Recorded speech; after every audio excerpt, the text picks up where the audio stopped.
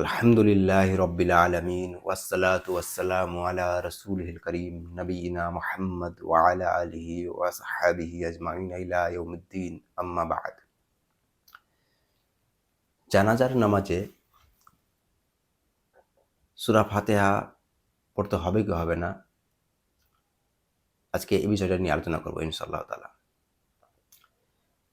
আমাদের আহলে হাদিস ভাইরা জানাজার নামাজে সূরা ফাতিহা পাঠ করেন।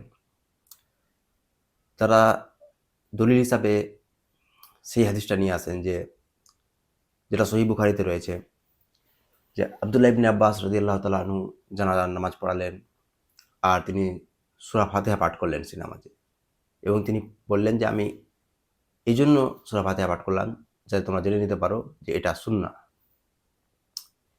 এই হাদিসের ভিত্তিতে আমাদের আহলে হাদিস ভাইরা নামাজে সূরা ফাতিহা, জানাজার নামাজে সূরা ফাতিহা পাঠ করেন। মাশাআল্লাহ, খুবই ভালো কথা। কিছু আহলে হাদিস আলেম এমন রয়েছে যারা বলেন যে যারা জানাজার নামাজে সূরা ফাতিহা পাঠ করেন না তারা সুন্নত বিরোধী, তারা মানুষকে ইসলামের নামে ধোঁকা দিচ্ছেন, তারা গোমরা ইত্যাদি ইত্যাদি কথা বলেন। আহলে হাদিস এর যে মানহাজ, এটা সমস্ত যে মাযহাব রয়েছে বা যত ফিরকা রয়েছে তাদের চাইতে সবচেয়ে উত্তম মানহাজ। কিন্তু আহলে হাদিসদের বদনামের কারণ হবে এই সমস্ত আহলে হাদিস উলামারা যারা তাদের জ্ঞানের অভাবের কারণে তাদের ফিরকা ওয়ারিয়াত যে জেহেন রয়েছে সেটার জন্য এরকম ফিরকাপরাস্তি ছড়ায় উম্মতের মাঝখানে। আহলে হাদিসরা যে কাজটা করেন, যে জিনিসটাতে আমল করেন, তাদের কাছে যেটা রাজে মনে হয় সেটা তারা করেন, কোনো সন্দেহ নেই, ভালো কথা।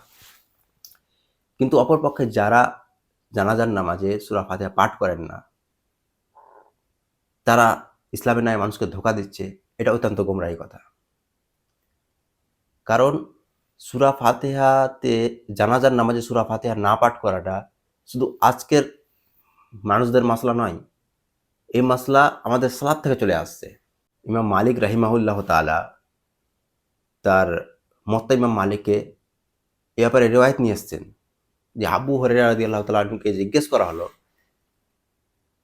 যে জানাজার নামাজ শিখিয়ে দিন। তিনি বললেন আমি শিখিয়ে দিচ্ছি। যে তিনি আল্লাহর কসম উঠিয়ে বললেন যে জানাজার নামাজে প্রথম তাকবীরের পর আল্লাহর হামদ হবে, তারপর দ্বিতীয় তাকবীরের পর রাসূল সাল্লাল্লাহু আলাইহি ওয়াসাল্লামের প্রতি দরুদ পাঠ করা হবে এবং তৃতীয় তাকবীরের পর মৃত্যু ব্যক্তির জন্য দোয়া করা হবে। আবু হুরায়রা রাদিয়াল্লাহু তাআলা আনহু জানাজার নামাজে সূরা ফাতিহা পাঠ করার কথা বলেননি। এছাড়াও মুওয়াত্তা ইমাম মালিক রাহিমাহুল্লাহ তাআলা আব্দুল্লাহ ইবনে আমর থেকে রিওয়ায়াত নিয়ে এসেছেন যে নাফে রাহিমাহুল্লাহ তাআলা আব্দুল্লাহ ইবনে ওমর থেকে বর্ণনা করেছেন যে আব্দুল্লাহ ইবনে ওমর রাদিয়াল্লাহু তাআলা আনহু জানাজার নামাজে কখনোই কিরাত করতেন না। আর এটা এমন একটা সনদ যে সনদের উপরে কোনো আইম্মার, কোনো মুহাদ্দিসিনের কোনো ইখতিলাফ নেই। ইমাম মালিক বর্ণনা করছে নাফে থেকে, নাফে বর্ণনা করছে আব্দুল্লাহ ইবনে ওমর থেকে। এই সনদকে ইমাম ইবনে হাজার আসকালানী সিলসিলাতুজ যাহাব বলেছেন, গোল্ডেন চেন বলেছেন। আর এই সনদের উপরে কারো কোনো ইখতিলাফ নেই। ইমাম ইবনে আব্দুল বার বলেছেন যে এই সনদে কোনো ইখতিলাফই নাই কোনো আইম্মার। তো এরকম একটা সনদের সাথে একটা আসার রয়েছে, যদিও এটা মারফু হাদিস না। এখানে আব্দুল্লাহ ইবনে ওমর রাদিয়াল্লাহু তাআলা আনহু রাসূলুল্লাহ সাল্লাল্লাহু আলাইহি ওয়াসাল্লাম থেকে বর্ণনা করেননি।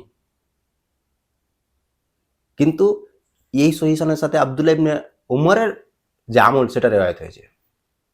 আর যখন কোনো মাসলায় সাহাবীর আমল সাবিত হয়ে যায়, কোনো বিষয়ে সাহাবীর আমল সাবিত হয়ে যায়, তখন সেই বিষয়ে যদি কোনো ব্যক্তি আমল করে তখন তাকে বিদাতি বলা যাবে না, তাকে গোমরা বলা যাবে না, তাকে বলা যাবে না যে ইসলামের নামে ধোঁকা দিচ্ছে। আর এই জন্যই ইমাম মালিক রাহিমাহুল্লাহ তাআলার নিজের ফতোয়া এটা রয়েছে যে জানাজার নামাজে সূরা ফাতিহা পড়া জরুরি নয়। তো এমন একটা বিষয় যেটা আমাদের সালাফদের মধ্যেই ইখতিলাফি, যেটা সাহাবা তাবেঈনদের মধ্যেই ইখতিলাফি, সেই বিষয়টা নিয়ে এত বাড়াবাড়ি করা যে কেউ যদি তার কাছে যে দলিলটা রাজে মনে হয়েছে সেই অনুযায়ী মত আমল করে, তো তাকে গোমরা বলে দেওয়া, তাকে ফিরকাপরস্তি বলে দেওয়া, তাকে ইসলামের নামে ধোঁকা দেওয়া ব্যক্তি বলে দেওয়া, এটা কখনোই ঠিক নয়। ইমাম আবু বকর ইবনে আবি সাইবা তার মুসান্নাফ ইবনে আবি সাইবাতে প্রথমে চ্যাপ্টার কায়েম করেছেন যে সে সমস্ত ব্যক্তিদের বর্ণনা যারা জানাজার নামাজে সূরা ফাতিহা পাঠ করেন। আর তারপরে তিনি চ্যাপ্টার কায়েম করেছেন, সেখানেও তিনি সাহাবা তাবেঈনদের আমল নিয়ে এসেছেন।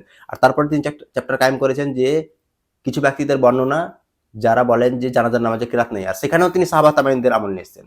তো এই সমস্ত সাহাবা তাবেঈন যাদের কাছ আসার রয়েছে মুসান্নাফ ইবনে আবি সাইবাতে, মুসান্নাফ আব্দুর রাজ্জাকে, তারাও কি ফিরকাপরস্তি ছিল? তারাও কি ফিরকাপরস্ত ছিল? তারাও কি ইসলামের নামে মানুষকে ধোঁকা দিয়েছিল? তো এই সমস্ত আহলে হাদিস আলেম যারা এই বর্ণনা করছে যখন কেউ জানাজার নামাজে সূরা ফাতিহা পড়ছে না, যে সে ইসলামের নামে মানুষকে ধোঁকা দিচ্ছে আর গোমরাহ ডিক্লেয়ার করেছে আর বিভিন্ন কিছু ডিক্লেয়ার করেছে, তো এদের শুধু জ্ঞানের অভাব। আর এরাই আহলে হাদিসকে বদনাম করছে। আমাদের বিখ্যাত 4 ইমামের মধ্যে ইমাম শাফি আর ইমাম আহমদ বিন হাম্বলের মত এটাই সূরা ফাতিহা পড়তে হবে, কিন্তু ইমাম আবু হানিফা আর ইমাম মালিকের কাছে এটা ওয়াজিব নয় জানাজার নামাজে সূরা ফাতিহা পাঠ করা। যে কোনো ব্যক্তি সে যে মাযহাবকে ফলো করে বা তার কাছে যে দলিলটা রাজে মনে হয় সে সেটাতে আমল করতে পারে। এরকম তো নয় যে তার কাছে কোনো দলিলই নেই,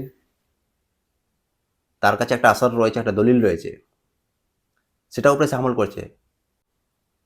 যদি আজকের লোকের উপরে তুমি ফাতোয়া লাগাও জানাজার নামাজে সূরা ফাতিহা না পড়ার জন্য, তাহলে সাহাবা তাবেঈনদেরকে কেন ছেড়ে দিচ্ছ? সাহাবা তাবেঈনদের জামানা থেকেই এই বিষয়ে ইখতিলাফ রয়েছে।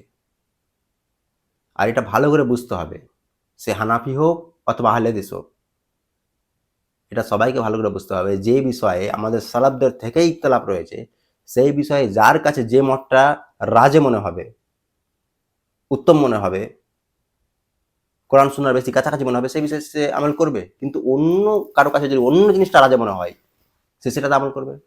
তাকে এই বিষয়ে সুযোগ দিতে হবে।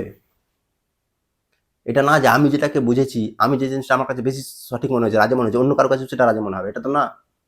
আমি নিজের চিন্তাধারাকে, নিজের ইজতিহাদকে কারোর সামনে থুকতে পারি না, কারোর উপর চাপিয়ে দিতে পারি না। এই জিনিসটা আমরা যত তাড়াতাড়ি বুঝবো ততই আমাদের জন্য, এই মুসলিম উম্মতের জন্য ভালো হবে।